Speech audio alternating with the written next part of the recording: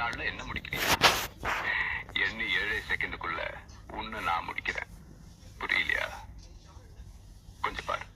மட்டுமா நீ போன எல்லா ஊர்லயும் எமன் மாதிரி போய் ஒரு 10 உயிரை எடுத்துதான் வந்த. அங்கங்க ஒரு 20 50 பேர் மயங்கிதான் விழுந்தாங்க. அப்படி ஒவ்வொரு புள்ளி விவரத்தோட விஜய் கேள்வி கேட்க முடியும்.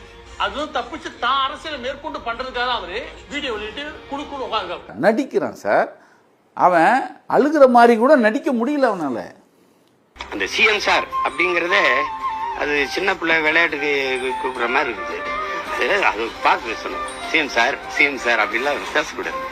கேக்குற யார நம்பி இவங்க போறானுங்க? யாரு விஜய்? யாரையா விஜய்? கொஞ்சம் அங்கே பாரு கண்ணா. விஜய் தம்பி, நீங்க பணம் கொடுக்கறது முக்கியம் இல்லை. நீங்க நாட்டுக்காக எங்களுக்கு தமிழ்நாட்டை மீண்டு கொடுங்க. 40 பேர் உயிர் இழந்திருக்கோம்.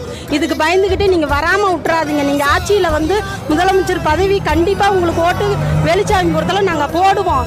கண்டிப்பா புள்ளா உட்கார வச்சுட்டோம்னா என் புள்ள அந்த பூமியை விட்டு மறைகிற வரைக்கும் என் புள்ள தான் எம்ஜிஆர். இதுல மாற்றமே.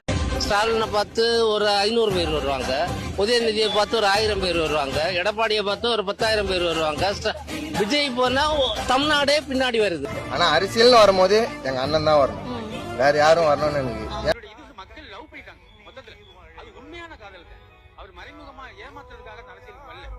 உண்மையானவே மக்கள் காதலிக்கிறாரு. நம்ம முதலமைச்சரா வந்துட்டா அவங்களுக்கு நல்லது செய்யணும் தான் அந்த குழந்தைக்கு.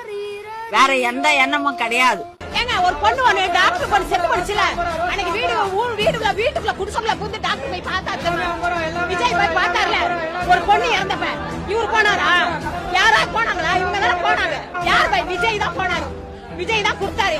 அவங்க அம்மாவை கட்டி பிடிச்ச ஆறுதல் கொடுத்தாரு. இவங்க கொடுத்தாங்களா? யார் நியாயமா பேசுங்க. எனக்கு இவங்க யார் படி அளக்க போறதில்ல. நாயனா அவ்வளவுதான். குழந்தை கூட அவனுக்கு தான் ஓட்டு. எப்ப ஆண்டவனுடைய ஜெயில் கட்டாயமா வரும். நான் சொல்றேன் பெரிய மனுஷி. ஆமாப்பா, கட்டாயமா வரும். அண்ணன் தான் வருவாரு, அண்ணன் தான் ஜெயிப்பாரு. எங்க ஓட்டு எல்லாம் அண்ணனுக்கு தான். எங்க வீட்டுல 10 ஓட்டு இருக்கு. 10 ஓட்டு எங்க அண்ணனுக்கு தான். எங்க அண்ணனை தவிர நாங்க வேற யாருக்குமே போட மாட்டோம். எங்க அண்ணனுக்கு தான் நாங்க நிப்போம். தங்கச்சிங்கன்ட்டு நாங்க எல்லாருமே இருக்கோம். எங்க அண்ணனுங்களுக்கு தான். எனக்கு என்ன சொல்றதுன்னு தெரியல. எனக்கு பதட்டமா இருக்கு.